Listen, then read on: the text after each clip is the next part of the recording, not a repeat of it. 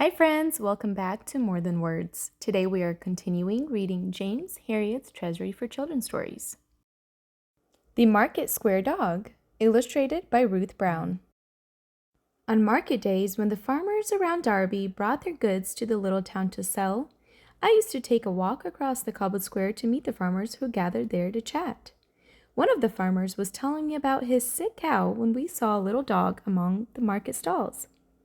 The thing that made us notice the dog was that he was sitting up, begging, in front of the stall selling cakes and biscuits. "Look at that little chap," the farmer said. "I wonder where he's come from." As he spoke, the stall-holder threw him a bun which the dog devoured eagerly. But when the man came around and stretched out a hand, the little animal trotted away. He stopped, however, at another stall which sold eggs, butter, cheese, and scones. Without hesitation, he sat up again in the begging position, rock steady, paws dangling, head pointing expectantly. I nudged my companion. "There he goes again. I always think a dog looks very appealing sitting up like that." The farmer nodded. "Yes, he's a bony little thing, isn't he? What breed would you call him?" "A cross, I'd say. He's like a small sheepdog, but there is a touch of something else. Maybe terrier." It wasn't long before the dog was munching a biscuit, and this time I walked over to him. And as I drew near, I spoke gently. "Here, boy," I said, squatting down in front of him. "Come on, let's have a look at you." He turned his face to me, and for a moment 2 friendly brown eyes glazed at me from a wonderfully attractive face. The fringed tail waved in response to my words, but as I moved nearer, he turned and trotted away among the market day crowd until he was lost to sight. I was standing there trying to see where he had gone when a young policeman came up to me. "I've been watching the wee dog begging among the stalls all morning," he said. "But like you, I haven't been able to get near him." "Yes, strange. You can see he's friendly, but he's also afraid. I wonder who owns him." "I reckon he's a stray, Mr. Herriot. I'm interested in dogs myself, and I fancy I know just about all of them around here. But this one is a stranger to me." I nodded. "I'm sure you're right. Anything could have happened to him. He could have been ill-treated by somebody and run away. Or he could have been dumped from a car." "Yes," the policeman replied. "There are some cruel people about. I don't know how anybody could leave a helpless animal to fend for itself like that. I've had a few tries at catching him, but it's no good." The memory stayed with me for the rest of the day. It is our duty to look after the animals who depend on us, and it worried me to think of the little creature wandering about in a strange place, sitting up and asking for help in the only way he knew. Market day is on a Monday, and on the Friday of that week, my wife Helen and I had a treat planned for ourselves. We were going to the races in Broughton. Helen was making up a picnic basket with homemade ham and egg pie, chicken sandwiches, and a chocolate cake. I was wearing my best suit, and I couldn't help feeling very smart because country vets had to work mostly in the fields and cowsheds, and I hardly ever got dressed up. Helen, too, had put on her best dress and a fancy hat I had never seen before. As the vet's wife, she too had to work very hard, and we weren't able to go out together very often. We were just about to leave the house when the doorbell rang. It was the young policeman I had been talking to on market day. "I've got that dog, Mr. Herriot," he said. "You know, the one that was begging in the market square." "Oh, good," I replied. "So you managed to catch him at last." The policeman paused. "No, not really. One of our men found him lying by the roadside about a mile out of town and brought him in. I'm afraid he's been knocked down. We've got him here in the car." I went out and looked into the car. The little dog was lying very still on the back seat, but when I stroked the dark coat, his tail stirred briefly.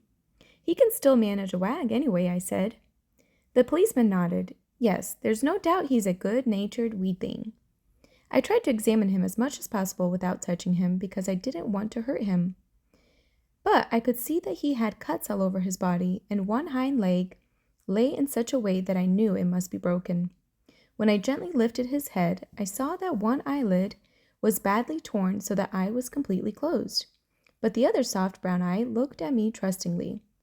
"Can you do anything for him, Mr. Herriot?" asked the policeman. "Can you save him?" "I'll do my best," I replied. I carried the little animal into surgery and laid him on the table. "There's an hour or two's work here, Helen," I said to my wife. "I'm very sorry, but we won't be able to go to the races." "Never mind," she replied. "We must do what we can for this fellow." Rather sadly, she took off her fancy hat and I took off my good jacket. Dressed in our white coats, we began to work.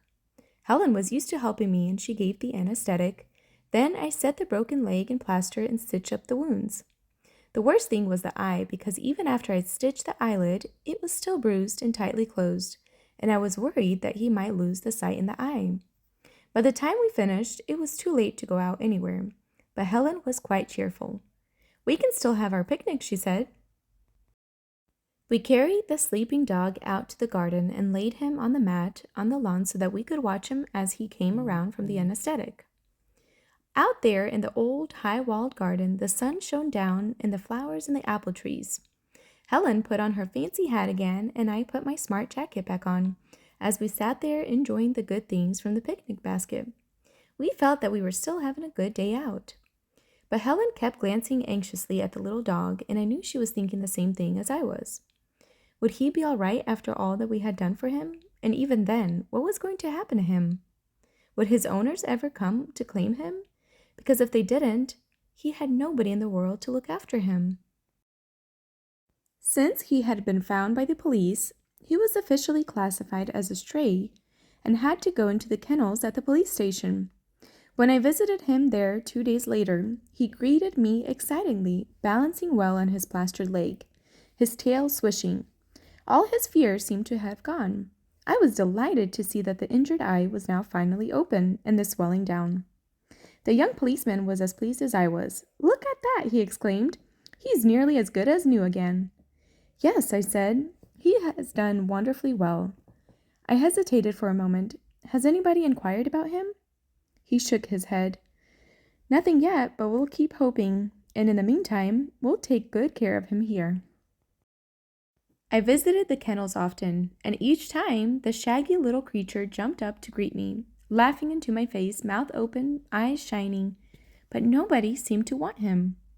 After a few more days, it was clear that no owner was going to claim him, and my only hope was that somebody else would take him and give him a home. There were other stray dogs in the kennels, and on one visit I saw a farmer calling to collect his wandering sheepdog. Then a family was overjoyed at being reunited with their handsome golden retriever.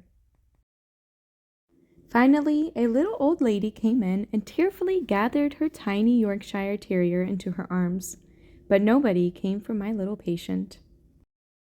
Various strangers came too, looking for a pet, but nobody seemed to be interested in him. Maybe it was because he was only a mongrel and the people who visited the kennels wanted a more elegant dog. Yet I knew that he would make a perfect pet for anybody. A week passed before I went again to the police station. The little dog's kennel was empty. "What's happened?" I asked the policeman. "Has somebody taken him?" The policeman looked very grave. "No," he replied. "I'm afraid he's been arrested." "Arrested?" I said in astonishment. "What do you mean?" "Well," he said, "it seems that it's against the law for a dog to go begging in the market square, so he's been taken into police custody." I was bewildered. "What are you talking about? A dog can't be arrested." The policeman, still very solemn, shrugged his shoulders. "This dog was." "I still don't know what this is all about," I said. "Where is he now?" "I'll take you to him," the policeman replied. We left the police station and walked a short way along the road to a pretty cottage.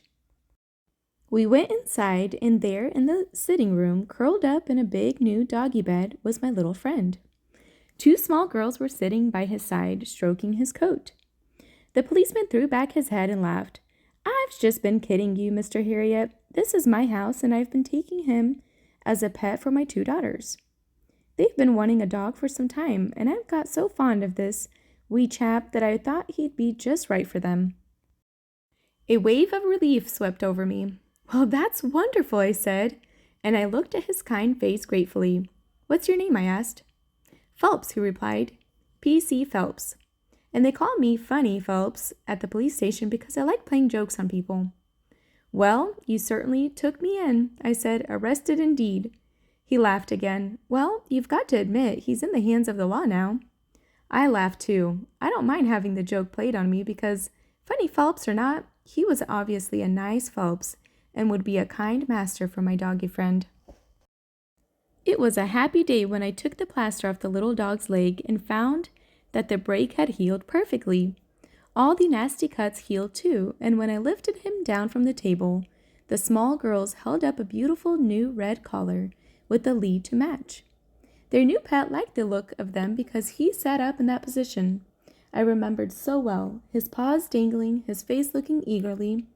The begging dog had found a home at last. Hey friends, thank you so much for joining me today and listening to this wonderful story by James Herriot. Please give us a big like and subscribe to not miss out on any new stories. Thank you and have a blessed day.